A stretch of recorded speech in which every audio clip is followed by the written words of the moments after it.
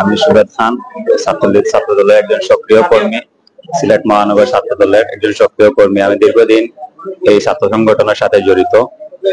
বিগত দিনের আন্দোলন সংগ্রামে আমি সক্রিয়ভাবে ভূমিকা পালন করেছি, যার প্রমাণ আমার ফেসবুকে আছে বা আমার সংশ্লিষ্ট অভিভাবক যারা আছেন ছাত্রদলের, ওনাদের কাছ থেকে জানতে পারবেন।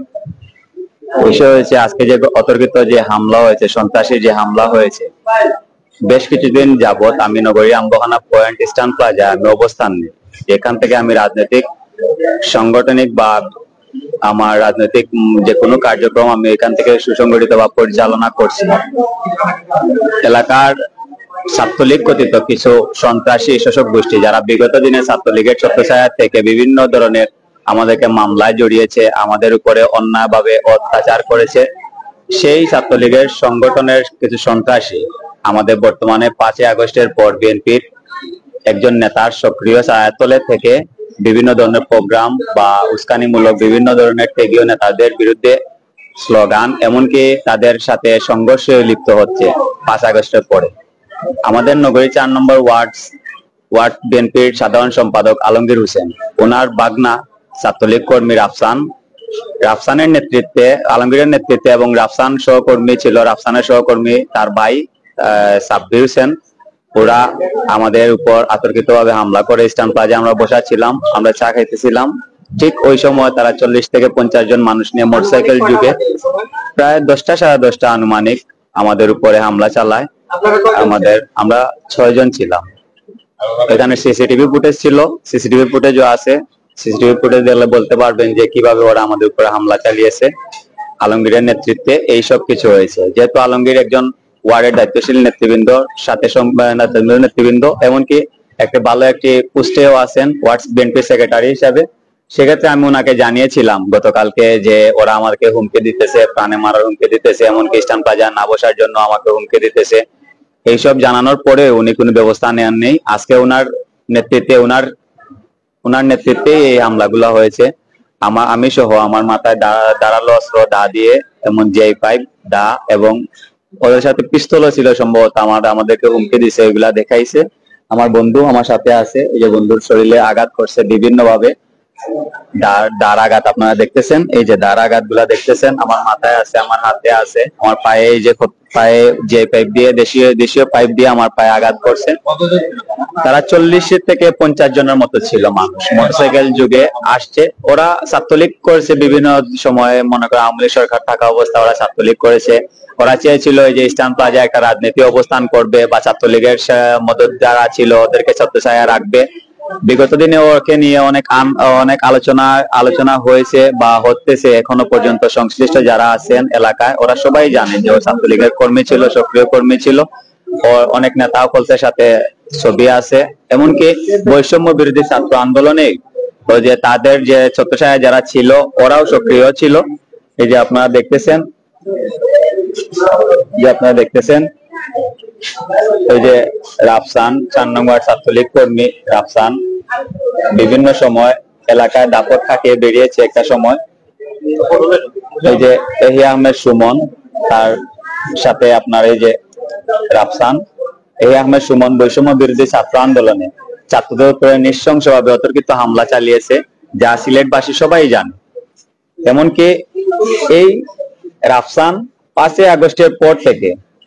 আগস্টের পর থেকে আমাদের ওয়ার্ড বিএনপির সাধারণ সম্পাদক আলমগীর হোসেন ভাইয়ের নেতৃত্বে ওয়ার্ড বিএনপির বিভিন্ন প্রোগ্রামে সক্রিয় হয়েছে।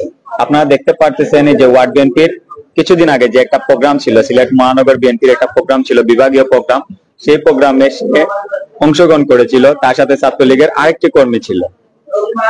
এখানে আপনি সন্ত্রাসী একটা এই যে ছাত্র স্বেচ্ছাসেবক দল সাব্বির আহমেদ, যা আলমগীর হোসেনের বাগনা, সেও বাগনা হয়, এই তাদের ছত্রছায়ায় আজকে আমাদের উপরে হামলা হয়েছে, আমাদেরকে নির্যাতন করা হয়েছে, আমাদের প্রাণে মারা হত্যা উদ্দেশ্য করে আমাদের উপরে এই হামলা চালিয়েছে।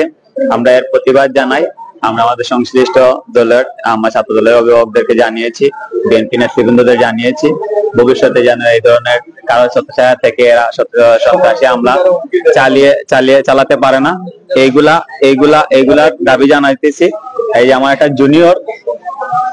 জুনিয়র, সে আমার সাথে রাজনীতিতে সক্রিয়, এই দেখেন ওকে হুমকি দিতেছে, এই যে আলমগীরের ভাগনা আলবি রাব্বি, এই যে তাকে বলতেছে বিভিন্ন ধরনের তাকে উস্কানিমূলক কি দিতেছে, হুমকি দিতেছে, ওকে মারবে ধরবে, যে আপনারা দেখতেছেন হুমকিটা দিচ্ছে আলমগীর হোসেনের ভাগনা রাব্বি। সে আমার এখানে বসা থাকাকালীন আমার একটা জিক্সার এসএফ মোটরসাইকেল ছিল, সেই মোটরসাইকেল আপনারা দেখতে পারবেন নিচে পার্কিং এ আছে। ওই মোটরসাইকেলের সম্পূর্ণ সামনের অংশটুকু ভেঙে দেওয়া হয়েছে, এমনকি আমার মোটরসাইকেলের সিট আছে, যে সিট আমার যে মোটরসাইকেল ভাঙা হয়েছে, এমনকি মোটরসাইকেলের সিটে আপনারা দা দিয়ে আঘাত করার চিহ্ন পাবেন।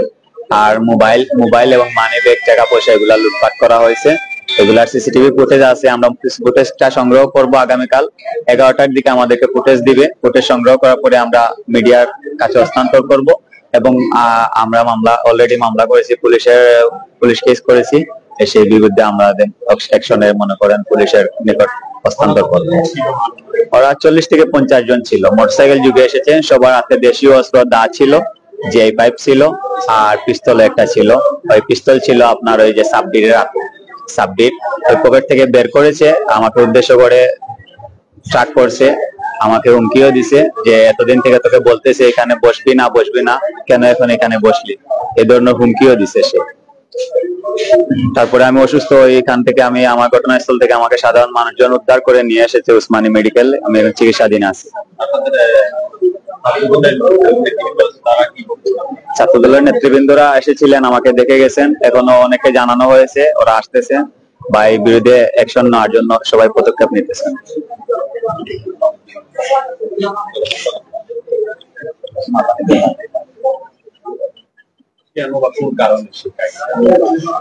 তারা মূলত ইস্টার্ন প্লাজা দখলের উদ্দেশ্যে, আমরা যখন ওখানে থাকাইলাম তখন তারা মূলত ইস্টার্ন প্লাজা দখল করার উদ্দেশ্যে আমরা উপরে মানে হত্যামূলক হামলা চালাইছে। তারা আমরা প্রাণে মারার চেষ্টা করছে এবং আমারে দাদি কুপানি হয়েছে দেখা পরে ও আছে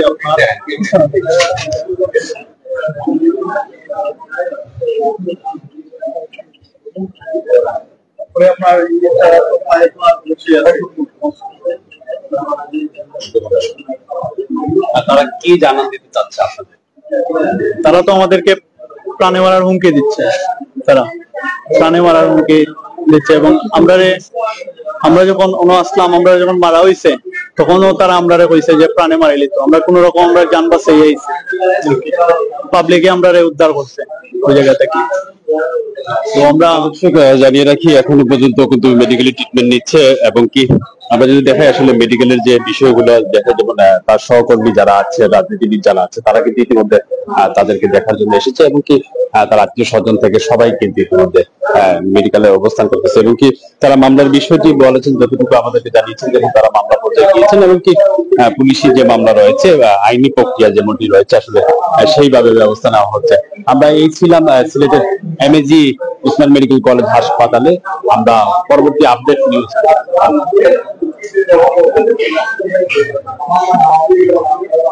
আমরা যে বিষয়টি নিয়ে একটু কথা বলবো।